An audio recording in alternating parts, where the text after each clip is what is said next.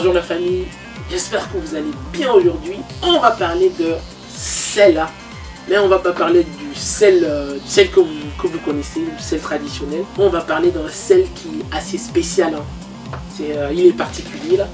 Et ce sel s'appelle le sel rose de l'Himalaya. On va voir pourquoi c'est mieux que le sel de table. On va voir aussi pourquoi vous devriez peut-être switcher du sel, de votre sel du moment vers le sel de l'Himalaya. Et on va terminer avec la quantité de sel que vous devez consommer. On dit souvent que le sel de l'Himalaya est considéré comme l'un des meilleurs sels sur cette terre, notamment pour ses propriétés culinaires et des propriétés thérapeutiques aussi. Et l'histoire nous dit que les habitants de l'Himalaya ont utilisé ce sel pour conserver le poisson, la viande et pour conserver d'autres aliments aussi. La science recommande en matière de nutrition une quantité de sodium de 2300 mg journalière. Mais les études qui font le lien entre la quantité de sodium et le taux de mortalité sont plutôt rares. Donc, consommer du sel en quantité suffisante est normalement bien pour le corps. Mais on a tendance toujours à se dire que si on consomme trop, ça risque de créer plutôt des trucs. Pour ce qui concerne le sel de l'Himalaya, comme je disais tantôt, c'est un sel qui est riche en éléments, les oligo-éléments notamment comme le calcium, le magnésium, le cuivre, le fer. Alors que le sel de table, quant à lui, c'est un sel qui est très transformé. Et pendant sa transformation, les exploitants utilisent souvent des explosifs. Et imaginez-vous un peu, si vous utilisez un explosif pour faire péter quelque chose, il y a des fortes chances que certains trucs se retrouvent dans le sel et du coup dans les assiettes, ce qu'on ne souhaite pas. Comme exemple, comme les exploitants utilisent des explosifs, il y a des dérivés d'aluminium qui peuvent se retrouver dans le sel.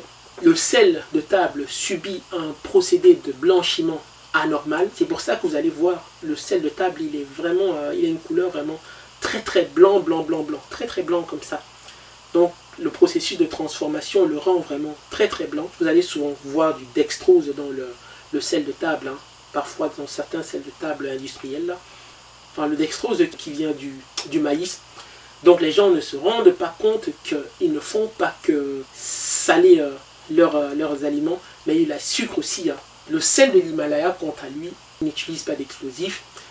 Et après l'exploitation, il y a une vérification qui est faite pour voir s'il n'y aurait pas des éléments qui traînent, des éléments comme les métaux lourds qui pourraient traîner dans le sel de table. Donc comme je disais tantôt, c'est un sel qui permet de faire la cuisine, mais avec les éléments qu'il contient, il ne se limite pas qu'à améliorer le goût de vos éléments. On va maintenant parler de quelle quantité de sel il faut consommer. Mais avant de continuer, si vous n'êtes pas encore membre de la chaîne GoMani, abonnez-vous, cliquez juste sur l'icône YouTube en bas, comme ça vous allez recevoir toujours gratuitement toutes mes prochaines vidéos. Et si vous aimez lire, ça c'est pour ceux qui aiment lire, téléchargez mon livre L'art de garder la forme consciemment. Quelle quantité de sel consommer? C'est de ça qu'on va parler maintenant. Les experts recommandent une quantité journalière de 2300 mg de sel. Mais la quantité de sel dont les gens ont vraiment besoin se situerait entre 2500 et 6000 mg. Et monsieur et madame tout le monde, on a toujours tendance à vouloir éliminer complètement le sel de notre alimentation. On oublie un truc, c'est que le fait de vouloir toujours éliminer tout le sel peut causer des stress sur certains organes du corps. Stress qui peut créer d'autres trucs qui ne sont pas toujours bien. Donc, les amis, si vous consommez les vraies affaires, d'office, vous allez consommer moins de sel que la majorité de la population qui est sous un régime standard. Donc vous n'avez pas à vous inquiéter. Cependant, la qualité, ça compte, mes amis. Donc, avant de saupoudrer votre aliment, vos repas avec du sel de table, pensez-y, hein, pensez-y. Et comme je disais, si vous consommez des vrais trucs, vous n'avez pas à vous inquiéter. Hein.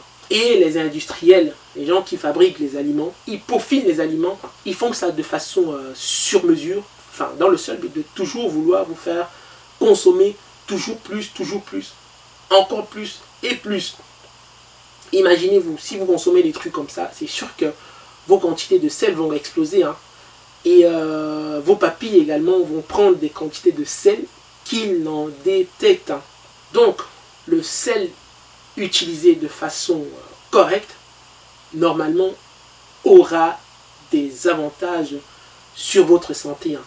Et comme on a vu, le sel de l'Himalaya est considéré comme l'un des meilleurs sels pour ses propriétés culinaires et thérapeutiques. Maintenant, allons-y avec la question du jour. Je voudrais que tu me dises, hein, est-ce que tu as déjà essayé le sel de l'Himalaya? Et aussi, est-ce que tu comptes passer de ton sel actuel vers le sel de l'Himalaya? Tu me laisses un commentaire en bas, ça m'intéresse. Hein.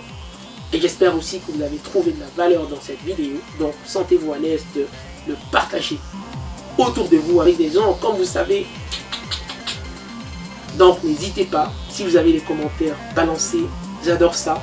Et je vais vous dire, c'était Mani, votre ami, votre frère, qui vous dit jusqu'à la prochaine communication. Gardez la pêche, hein.